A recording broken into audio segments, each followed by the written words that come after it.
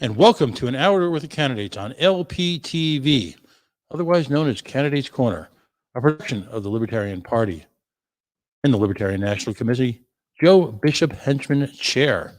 I'm your host, Pat Ford, the proud chairman of the Libertarian Party of Rhode Island. As always, there are a few purposes for this show. We want to give the Libertarian community an opportunity to meet nationwide our down ballot candidates. We want to challenge them to incorporate lunch pail voter issues, as we call it here on Candidates Corner, to their prospective electorate, but through the prism of a libertarian philosophy.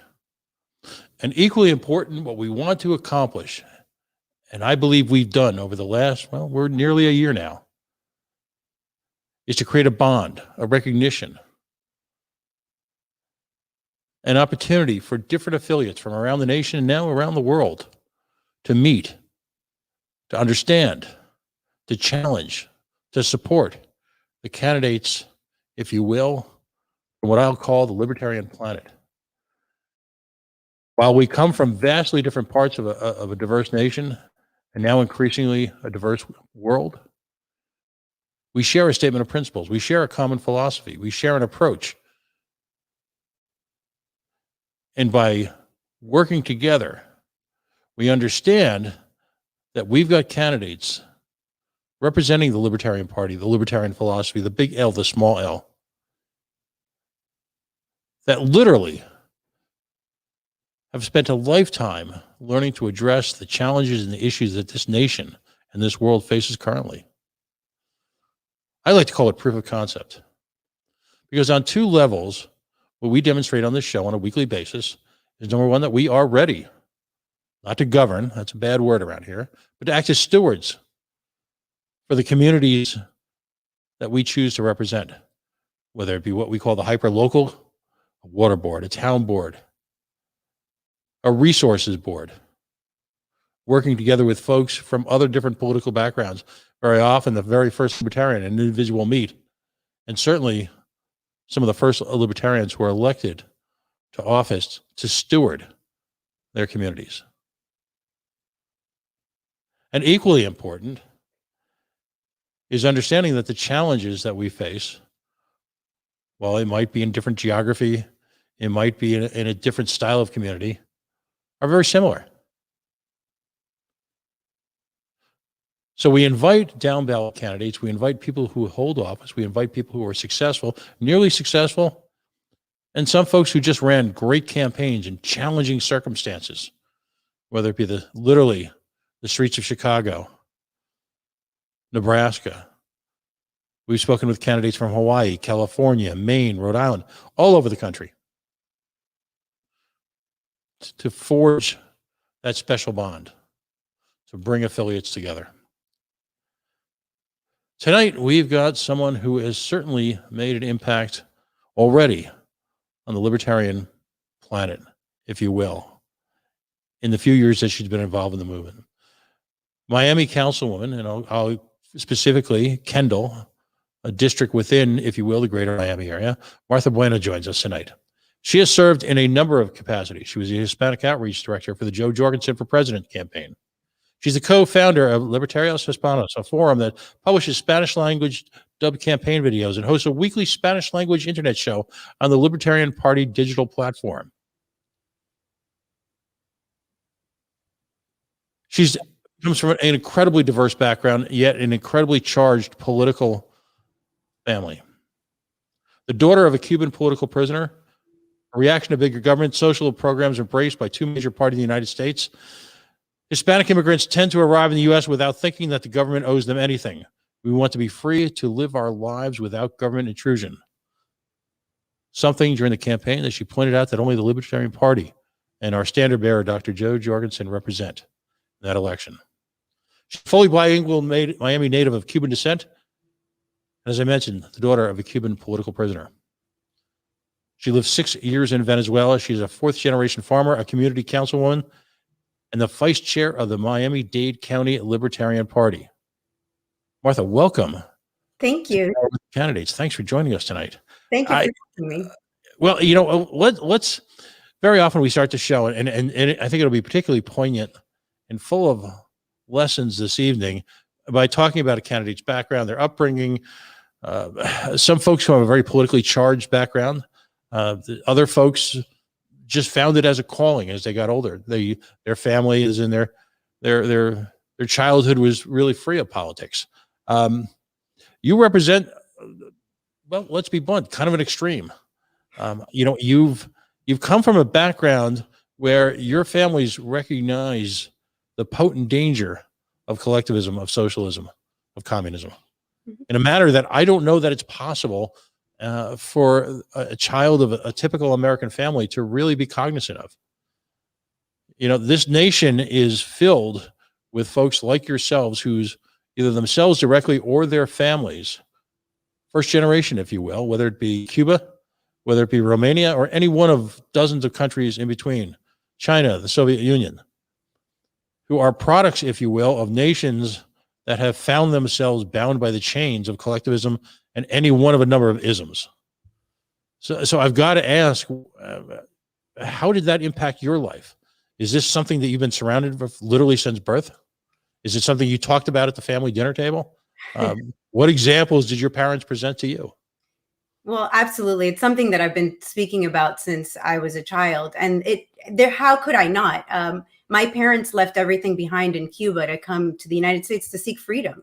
And so I've been hearing about, the differences of communist Cuba versus the freedoms of the United States since as far back as I can remember. Of course, my parents were Republican, sorry. My parents are now, now that I'm involved with the Libertarian Party, seeing that libertarianism is where it's at. But, like a lot of Hispanics that come to this country, my parents came here looking for the freedoms, the opportunities that they couldn't get. And as you mentioned, my father was a political prisoner in Cuba. So he was given about an 8-year sentence in Cuba because he attempted to leave. And so one of the things that I point out to my Republican friends is that walls don't only serve to keep people out, they also serve to keep people in. In the case of Cuba, there's no wall, it's just an island. But in Cuba's case, leaving the country and getting caught trying to leave is something that the Castro regime would give people many, many years of hard labor as a punishment. And that's what happened to my father. He was given about 8 years.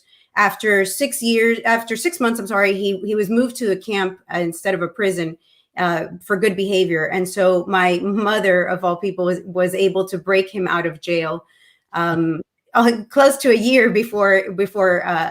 year into his sentence, and then was able to get him to Guantanamo. It was a long story. He spent about a month in a house right outside of Guantanamo, and then made his escape, swam the Guantanamo Bay to Guantanamo, which is, of course, a United States base there. And once he made it there, it was at the time in the late 60s, they still allowed Cubans to come to the United States and immediately gave them citizenship. It's not like now where it's just not like that anymore. Mm-hmm. So yeah. Now, your father, now, did he grow up in the Batista reign of terror, if you will, or was he born into Castro Cuba? Both my parents were born into Batista's Cuba. However, that really didn't affect them nearly as much as the Castro regime did. And so my parents were, teenagers, young folks when Castro came of power. And my father decided he needed to leave Cuba. There was no future there for him. And one of the things is he couldn't even go to school, because in order to go to school, you must study Leninism, Marxism. And my father, being completely anti-communism, was like, no, I can't stay here. And so, he couldn't even go to school if he didn't accept that ideology. So when you look at the history of Cuba and American interventionism, as a libertarian, folks like your co-broadcaster, if you will, Zach Foster, or folks like Scott Horton, really, not only are they just subject matter experts, they're kind of heroes within our movement, because in so many different ways they are able to evoke, if you will, the feelings of not only in opposition to a socialist regime, as you have in Venezuela, or outright communism, if you will, in Cuba, but also provide us a platform to understand the impact of American interventionism. What how did your upbringing shape your perspective of American foreign policy? Well, as you mentioned in the opening, I did live 6 years in Venezuela. And, one of the big issues that impacts not only Venezuela, but Colombia and all of Central America and South America is the United States drug war policies. Because unfortunately, Latin America had to adopt those policies, or Latin America, the United States is kind of like, you're either with us or you're against us. So what you see is in Latin America, prohibition didn't work in the United States, and it's certainly not working in Latin America, and it's causing all these problems. We have all this gang related problems in Latin America because of the drug war.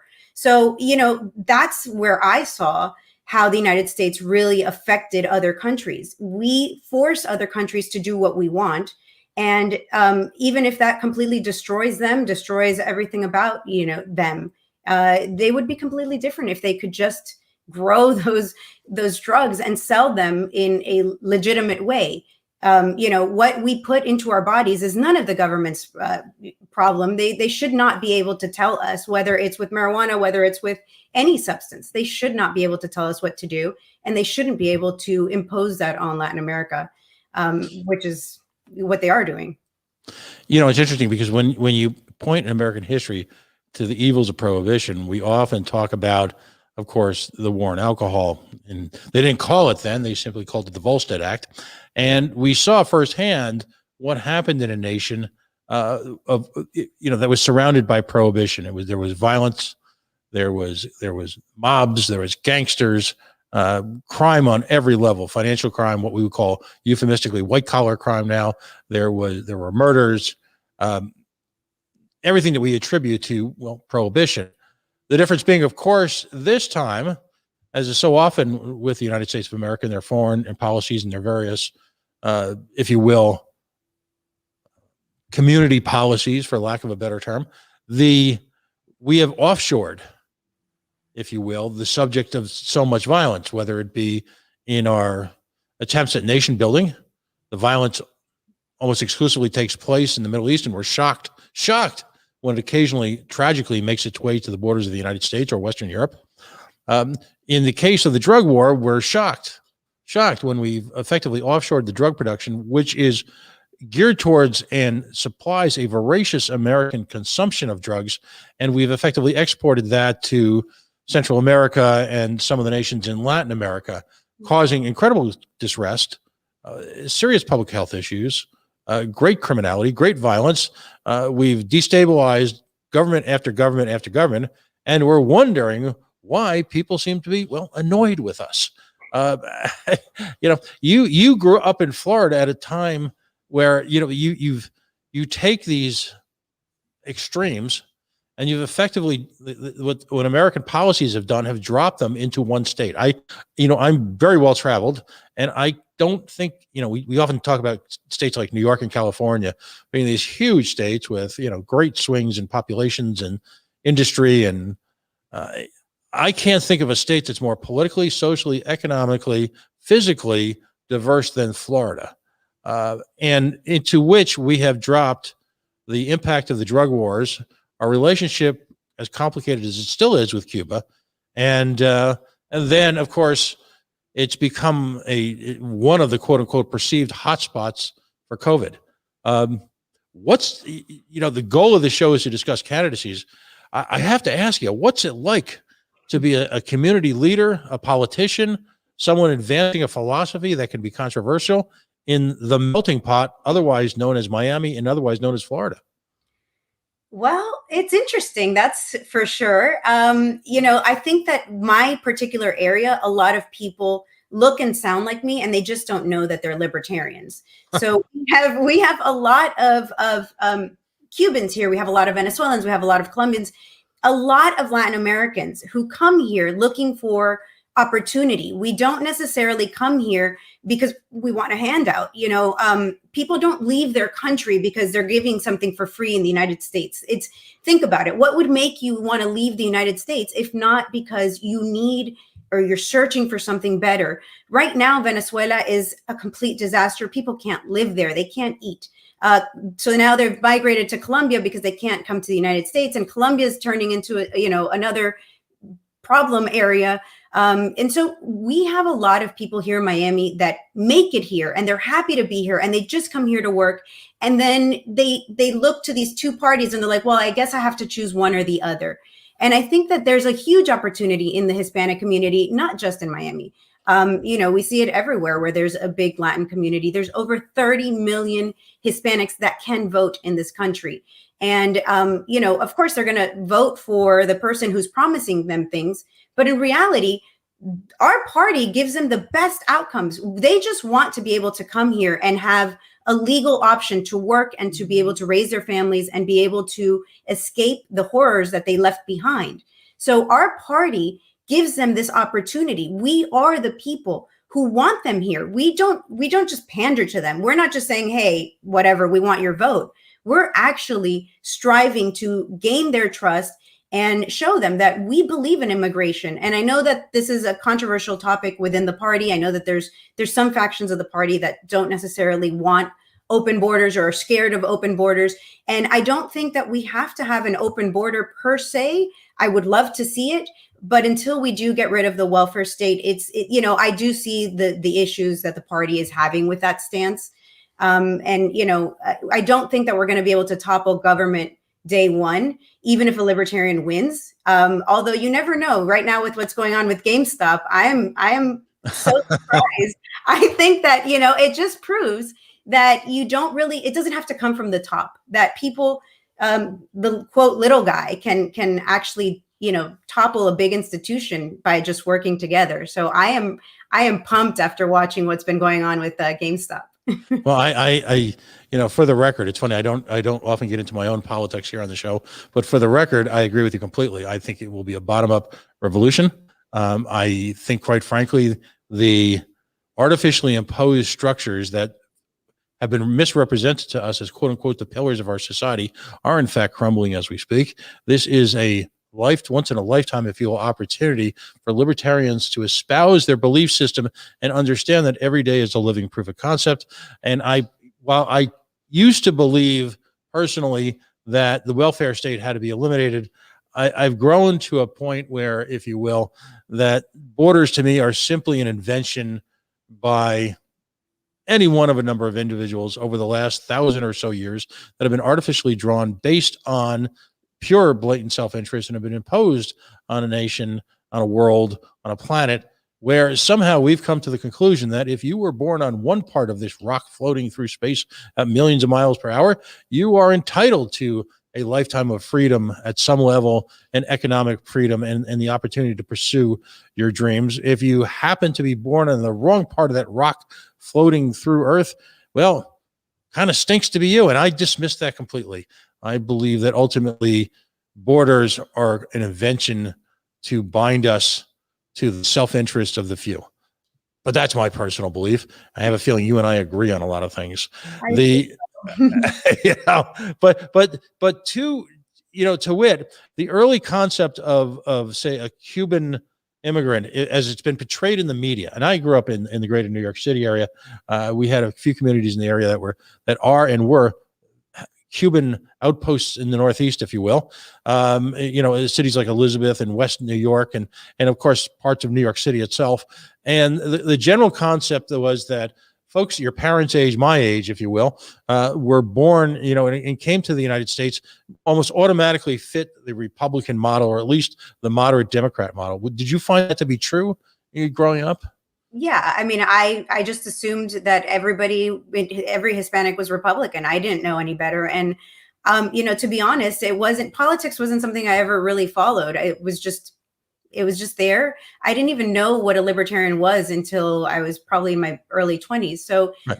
I just assumed that everybody was Republican because everybody in my sphere, my parents, my family, everybody was just Republican. And I think that it's where we Hispanics go. It's they're the closest to what we want. Although now with this last election, I have seen a lot of Latinos for Biden and that kind of thing. But I really feel that it's a minority I know they want to court Hispanics a lot, but I can't imagine that, people who are first generation would necessarily go to the Democratic Party. Further generations might, but. Well, that brings up an important question, because you use the term court Hispanics, and the efforts that I've seen from afar of the duopoly, the two major, quote unquote, major parties, their efforts are so ham-handed, so patronizing, and yet at the time so loath to actually share power with new entrants, if you will, from the Hispanic communities. That is, patronizing isn't even nearly a strong enough a word. Have folks, say, in your age group and younger who have become political, do they see that? Is that, I mean, and when I mean that, I'm not trying to be condescending, but do they are they chafing against the notion that you either must be a Republican, or if you're in a certain age group, you can't possibly be a Republican, you must be a Democrat? Is there that yearning for another solution? I think Spike Cohen says it the best. And Spike said that this generation, the younger generation, I am not part of that generation, but the millennials and younger, they've grown up with the internet, with computers, with opting in. This is the opt-in generation. And so for them to be told that you can't consume a particular substance because the government said so, and you can't do these things, and you're just going to have part of your funds that you work for just taken from you. I don't think they understand this concept. They're like, what do you mean I don't get a choice? What do you mean you're just going to do these things? So I have a lot of faith in that younger generation. I believe that the younger generation, even though they do tend to go, a lot of them do come to the Libertarian Party. A lot of them go to the Green Party, and they want socialism. They believe that socialism, that, government giving to people is a good thing. And there is that famous quote that if you're not young and social or whatever, the Green Party when you're young, and then Republican when you're older.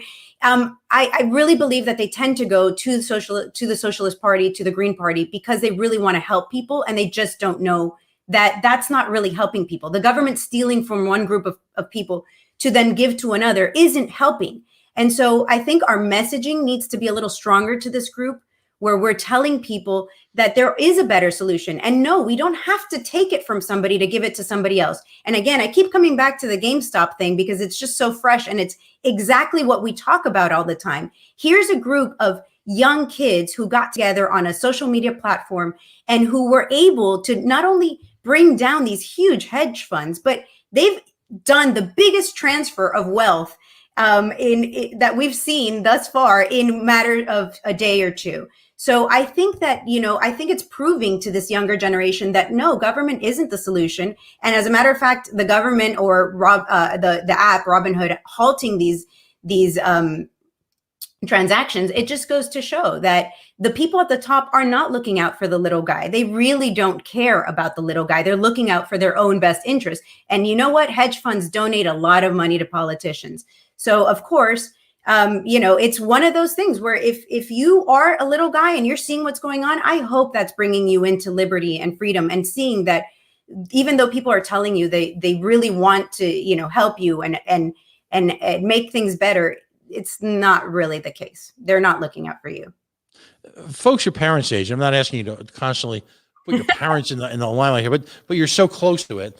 Folks who left Cuba, who left Venezuela because of the drug war inspired corruptions, the loss of freedoms.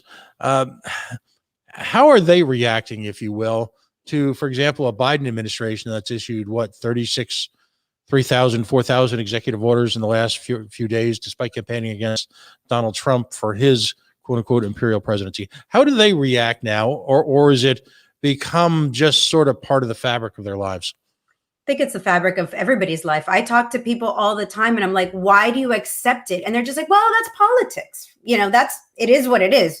And that's the thing that just drives me crazy. You don't accept, well, it's politics from any other profession. You don't go to a doctor and he lies to you and tells you, I'm going to help you, I'm going to cure you. And then he, does something terrible to you. And you're like, oh, well, that's doctors for you. We don't do that to any other profession. Why do we do it with with politicians. And you know what? It is a profession. They are there oftentimes, as is the case of Biden, for 50 years. And so he hasn't done the things that he's ever said he was going to do, you know, and we're just kind of like, well, you know, so yeah, I do think that needs to change. And I think that's something that all Hispanics, we kind of just say, we're like, meh, whatever. We know that politicians are all corrupt and there's nothing we can do about it. And my thing to them is, yes, there is something we can do about it. We can stop voting for them. We can stop supporting them. We can change things. We don't have to accept that. You're literally on the bleeding edge of libertarian politics. And what I mean by that is that you've immersed yourself in a community that, at least from an outsider's perspective, you're right, should be absolutely ripe, given the cultural history and political history that so many of the folks in your community have come from, should be absolutely ripe for the libertarian philosophy right now. But at the same time, you've got this, you know, for example, this increasing reliance on corporatism, ironically, by a Democratic Party. How important is it as libertarians that we argue our position based on facts, as opposed to sort of the emotional noise that emanates from younger Democrats and younger liberals and younger socialists? I think it's super important. I think that we, you know, it's very easy to argue something when you know you're right. And so we libertarians, we've been right for years, since the beginning of the party, pretty much. We've been right on a lot of issues. One that I like to point out is, you know, when we founded in the early 70s, our first candidate to run was a gay man. And so we've been on the right side of history since the very, very beginning. We had, of course, the first woman to ever receive an electoral college vote, Tony Nathan. The first gay man to run was John Hosper. So we've been there on the right issue since the very beginning. And so we need to stop arguing with people and trying to put them down. The way to libertarianism is to bring people in nicely. You know, when you give people your point of view and you show them the right way to do things, it's more effective than just arguing. You know, and especially libertarians, when we argue with each other, I believe, you know, almost 20 years ago when I discovered libertarianism, or maybe a little over 20 years ago, I was not the libertarian I am now. I grew to embrace and am now, you know, way more libertarian, I think, than I should be. You know, I think we grow into this thing. I think at the beginning, hearing, oh, well, we don't need driver's licenses, might be scary to some people. So let's stop arguing these issues. It doesn't matter. We're never going to get that day one anyways. Can we just all work towards liberty, and then we can argue the fine points as we're going along? I think that, you know, we're scaring people away with this argument. You're not libertarian enough. Nobody's libertarian enough. I mean, Gary Johnson, I think, was a great candidate. And, you know, his whole driver's license thing, or bake the cake, that wasn't libertarian enough for us. And we had a whole group of people that are like, I'm not going to vote for him because of that. And, you know, it doesn't help us. It's certainly hurting us.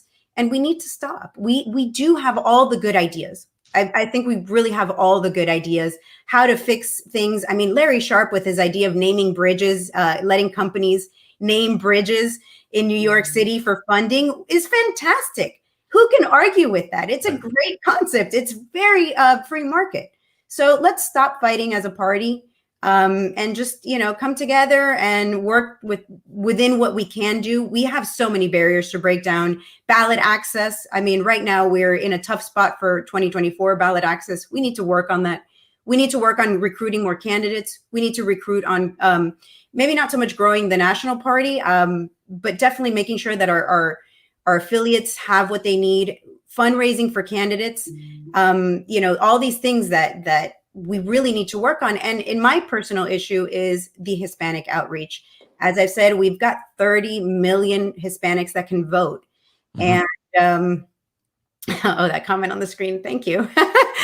We've got over 30 million Hispanics that can vote, and we're not really reaching out to them up until now. And I think that we can do a much better job.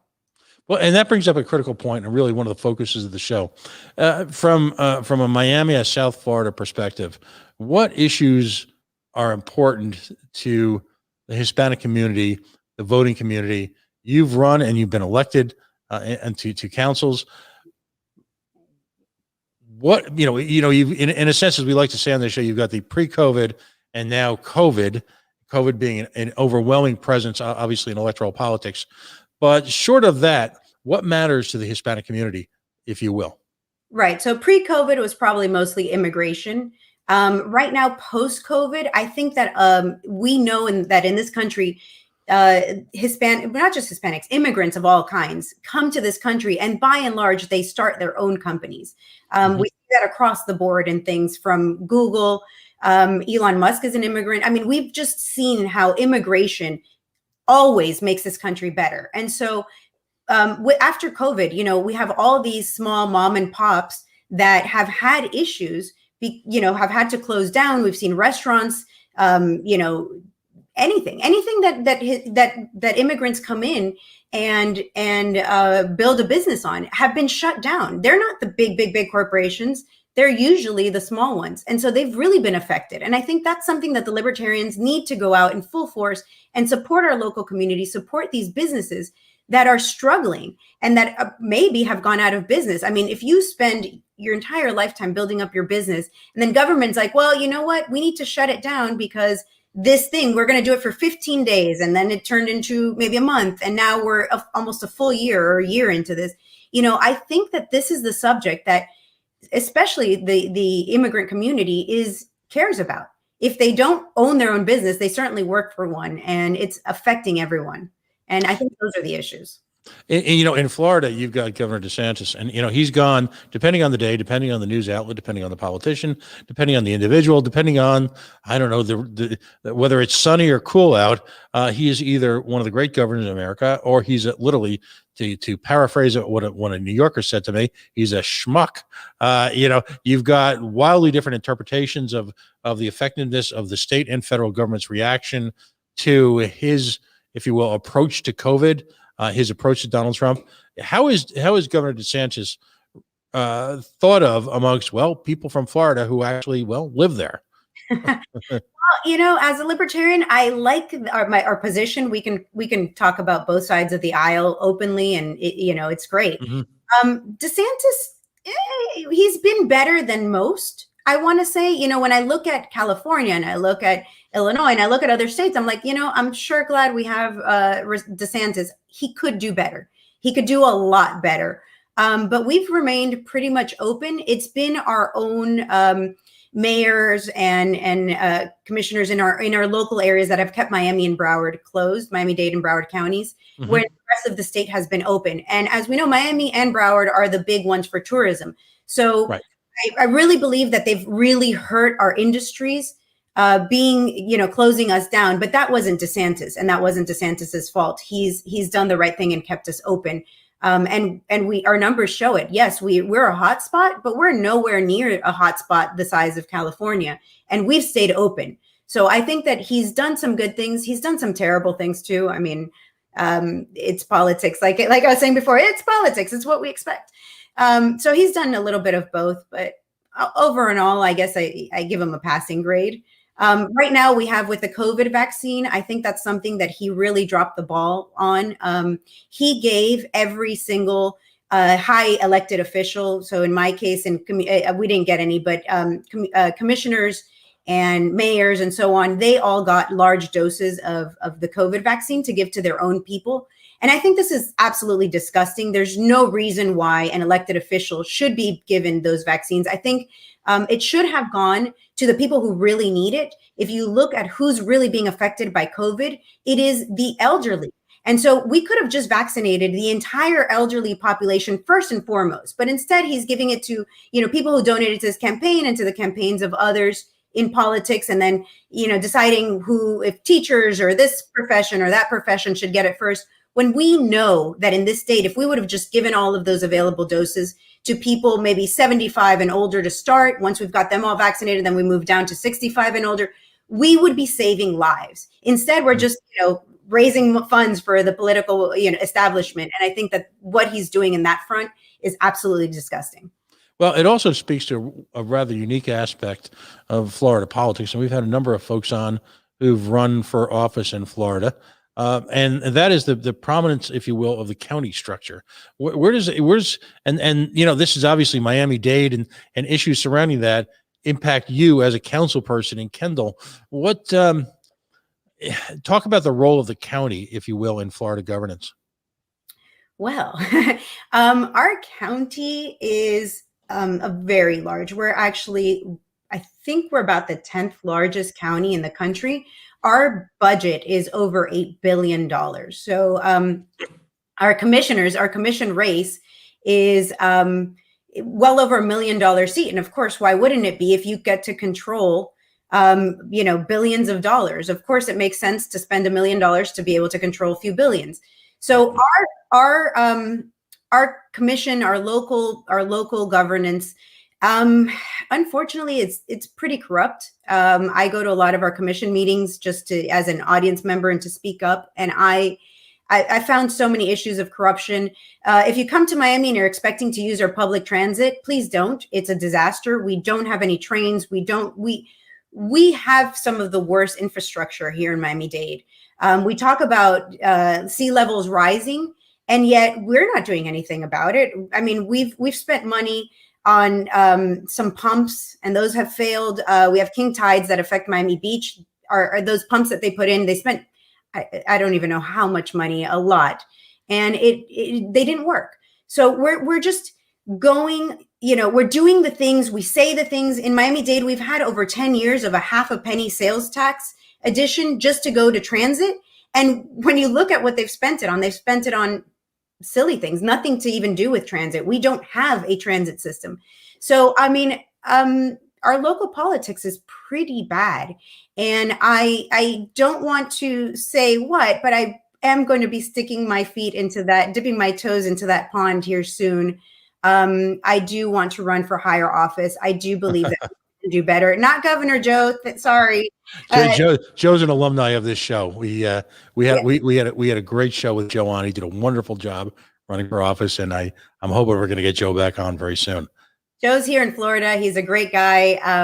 Definitely hope he continues running. He does a lot. He goes and he collects the petitions. He does the work.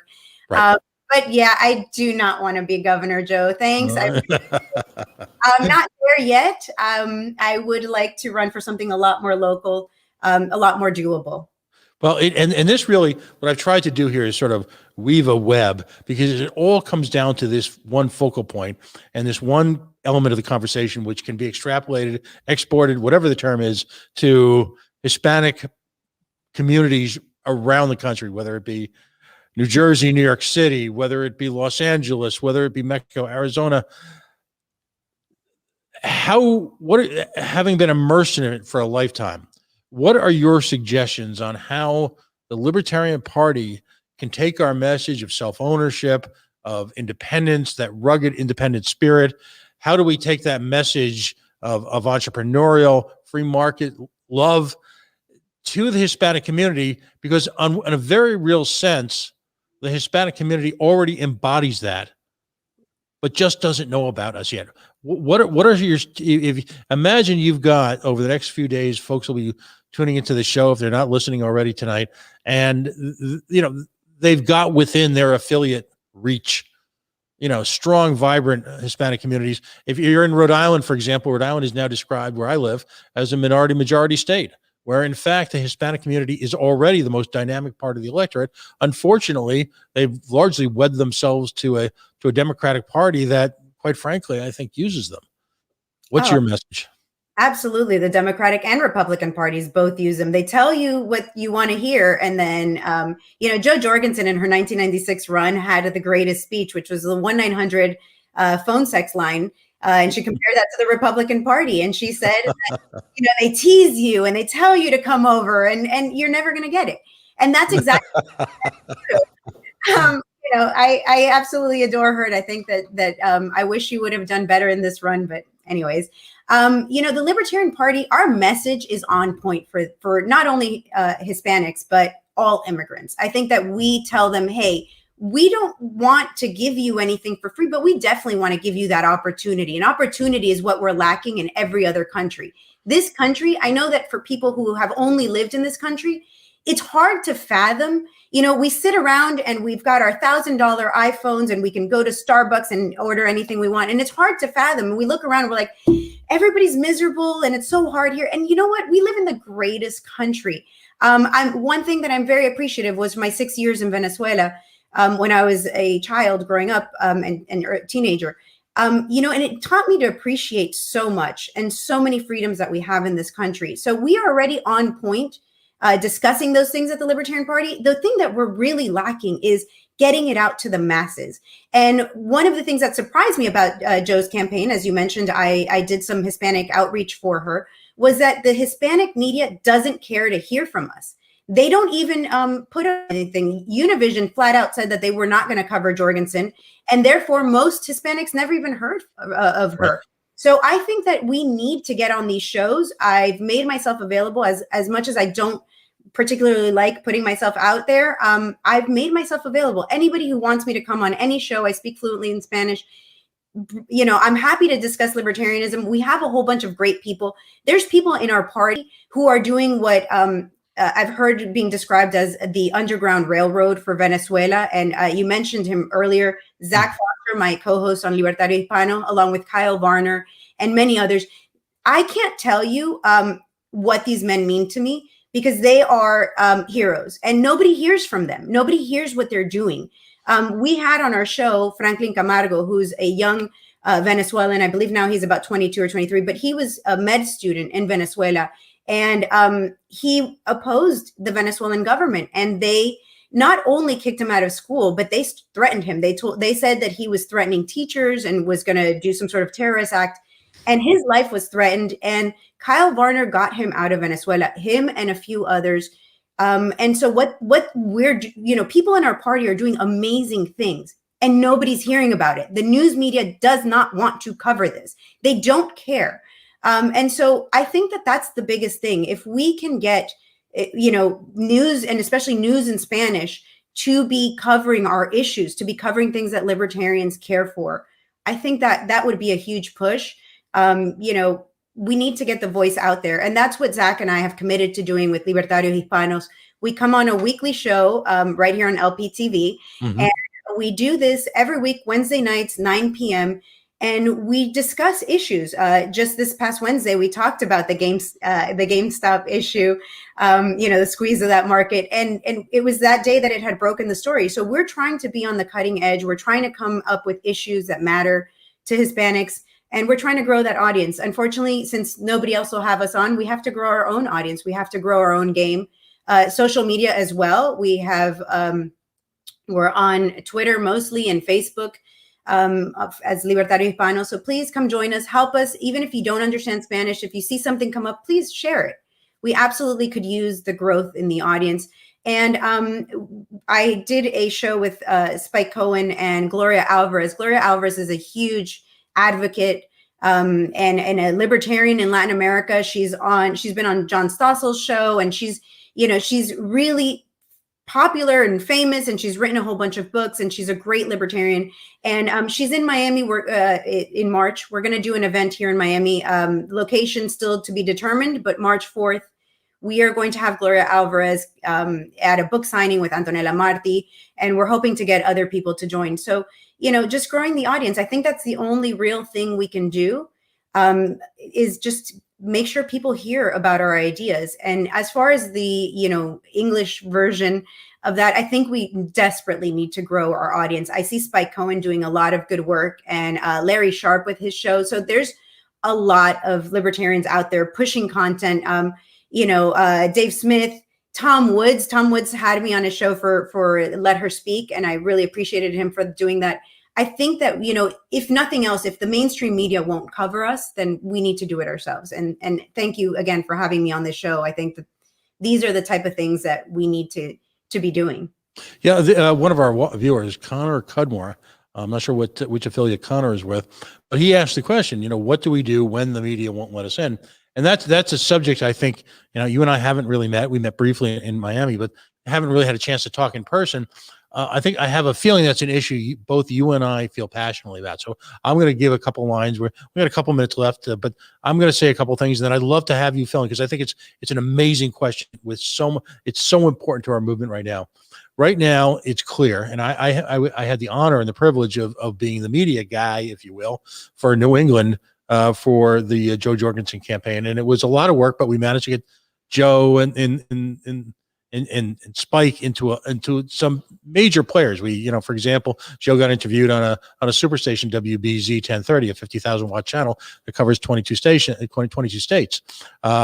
We got Spike into the Boston Globe. We got Joe on the biggest public radio network, over 25 stations across Western Massachusetts, Vermont, and all along the line of Eastern New York, from New York City up to the border. First of all, on a level, it can be done. That's something we're going to cover on another show sometime soon, which means involving yourself with local media, and building a relationship, not an adversarial one, but building a relationship where you create opportunities for your candidates because they're interesting and because they've got stories to tell. But to you, I would ask, and because I've done this here in Rhode Island somewhat successfully, I've got my own local media thing, if you will, where we use this studio to broadcast from 4 nights a week. How important is it at this point in time, given the reluctance very often of the mainstream media to support libertarian candidates, that we just go out and build our own networks?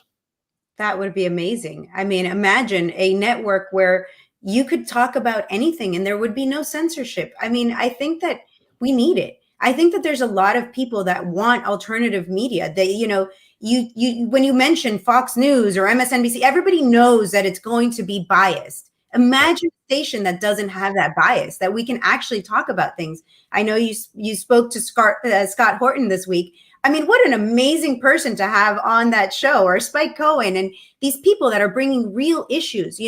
There's nobody talking about the 7 wars we're currently fighting in the Middle East. Nobody's talking about it. If you ask the average American how many wars we're in, they can maybe point to Afghanistan, maybe, a few.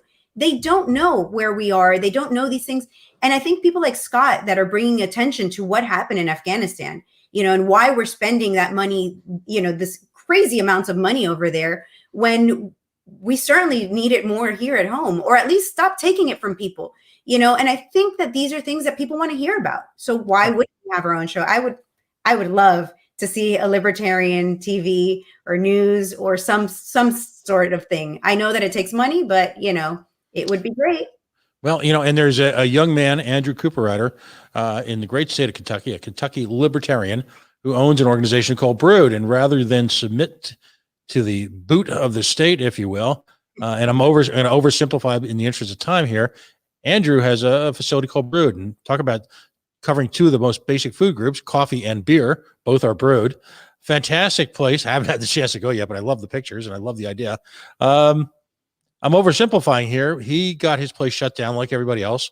So magically one night, a food truck appeared right outside of his facility where similar beverages and victuals could be held. And yet, interestingly enough, rather than have to weather the storms and the colds and the heat as the year went along, there was a building where at least they couldn't serve food there, but you could sit in there and eat it. And he is essentially, he's at the point right now where he and other libertarians have got on paper and are advancing an impeachment charge against Andy Beshear, the governor of the state of Kentucky, over essentially legitimately documented crimes against the people of the state of Kentucky and his abuse of power. Mm-hmm.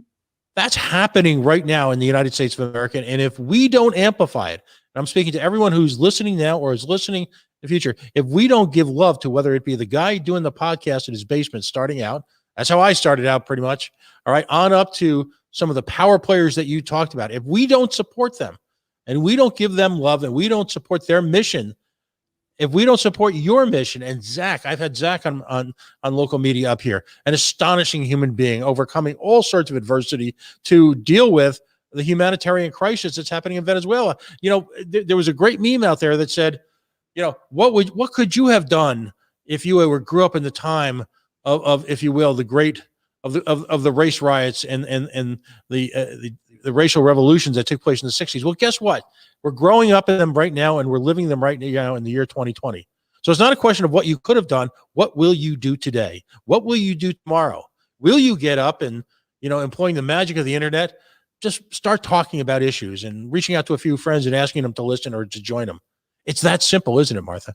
It is that simple. And I mean, I'm one to point it out. I started my Twitter page or whatever, really got involved with it last year. And I did so for Joe's campaign. And right now I'm hitting about maybe 4,000 people, which is not a whole lot, but it is. It's so easy. It just shows that all you have to do is just start. I mean, Libertario Hispano, was Dan Fishman that gave us the opportunity to have this show. And, and he just said, do it. And we did. And now we have, we're growing our following, but we're just getting started. The point is, if we can do it, you can do it. Anybody can do it. I mean, just start. That's all it really takes, is just to get started. There's no excuses. Just do it. And anything that we can do, speaking to your neighbors, speaking to businesses in the area, anything we do that advances liberty is a win. So just do something. Anything. And let's close on this point. The point you just made is really the summation of the entire evening's conversation, because it's all about being outward facing, reaching out to your community. Now, in your case, you have a unique voice and a unique opportunity within a burgeoning community that's asserting itself both economically, culturally, politically, financially around the nation, and in particular, the hot spot that is known as, Miami-Dade, South Florida. But we all have superpowers and we all have communities to speak to. And what's critical is that we take your vision, which is a honest recitation of our statement of principles and our beliefs, bringing them and delivering them to whatever that community is that you live in. And that's why the movement is growing in a halo effect around what you and Zach and all the folks in LPF are doing, Libertarian Party of Florida. It's a great affiliate, have done some amazing work, have gotten people elected. And it's simply because people are taking the time and the effort to be outward facing and deliver that message to whatever community is they belong to.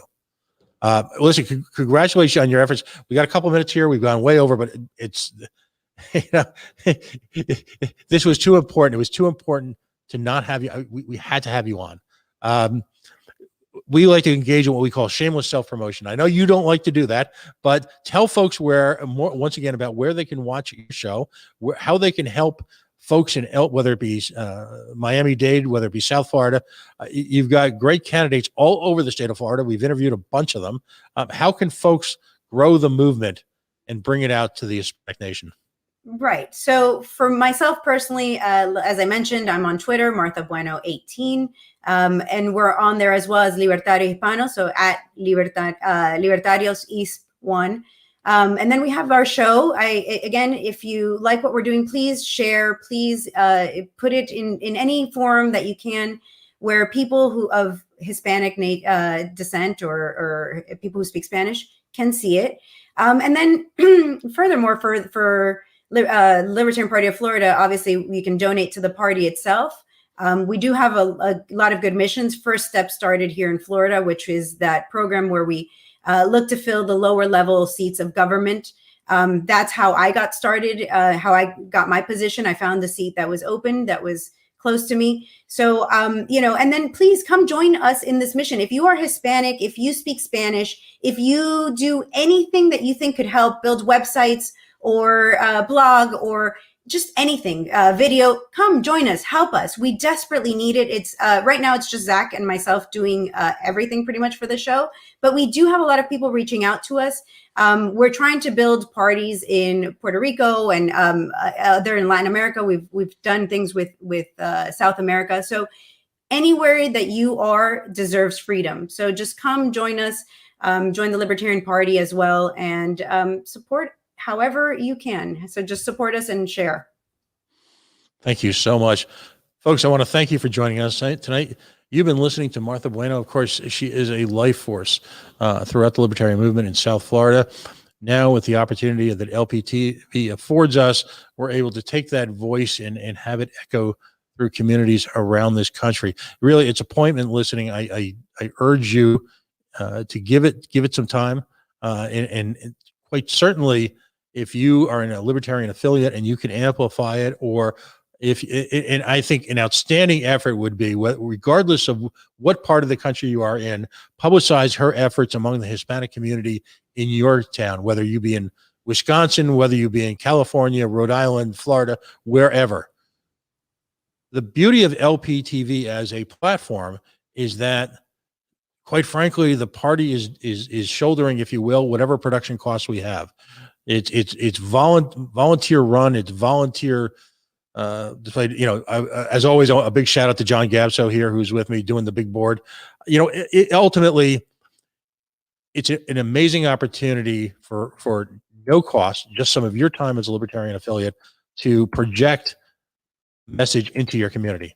And I think that her show is just, and Zach's show is the ideal way to project into a community that's, admittedly has been largely underserved in a lot of parts of the country in terms of delivering the Libertarian message. So again, Martha, thank you so much for joining us. She, as my favorite hashtag is, take it personally. Here is a woman who clearly takes it very personally. I'm hoping, by the way, that we get Zach on the show in the coming weeks, because he and Dr. Varner and a number of other individuals, when you talk about what's happening with Mises Mexico, Mises Venezuela, it's again, I think the phrase is doing the work of the Lord. That's going to wrap it up for tonight. Again, my name is Pat Ford. I am privileged, and I mean indeedly privileged, to be the host of this show on a weekly basis. Currently, we're doing it Friday at 9:30. We're experimenting with times during, if you will, the off season. You've been listening to An Hour with the Candidates, aka Candidates Corner, on LPTV, Libertarian Party Television, a production of the Libertarian Party, the Libertarian National Committee, Joe Bishop Henchman, Libertarian Party Chairman. Again, a big thank you out to John Gabso, who joins us on a Friday night after a full and rewarding day of work to volunteer here to do sound and production. Without him, this show simply could not occur. I hope you'll join us. I hope you'll take an opportunity to share Martha's presentation today. I hope you'll take an opportunity to share her show during the week. It's a wonderful outreach that we need to take advantage of. And you have a wonderful, safe weekend during these challenging times. We'll see you next Friday, 9:30 Eastern, An Hour with the Candidates. Thank you.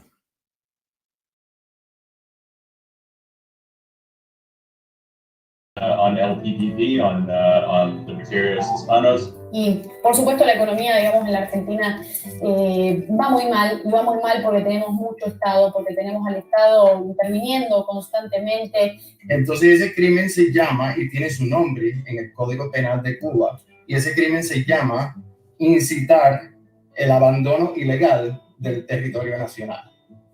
Wow. No tenía cómo descansar, porque era convulsión tras convulsión tras convulsión. Al darle la marihuana medicinal, se vio la diferencia. En Cuba existe como estilo CSI, programa policíaca. Por ahí aparecen unas cartas mías, con las letras mías, con las firmas mías, con ese mismo nombre que ven ahí mismo en la pantalla.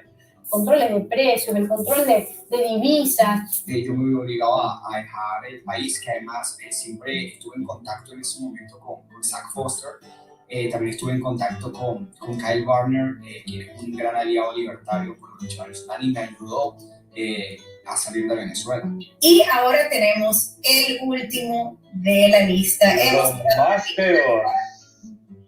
llegado al Partido Comunista Chino. I want to say to Martha and Spike, thank you for what you're doing. I think it's really valuable, and I think that the Hispanic community, both living in the United States and also benefiting here in Latin America, deserve to know that there's a third and valid option, and that you are not condemned in between voting for socialism and this obsolete, conservative, and mercantilist system.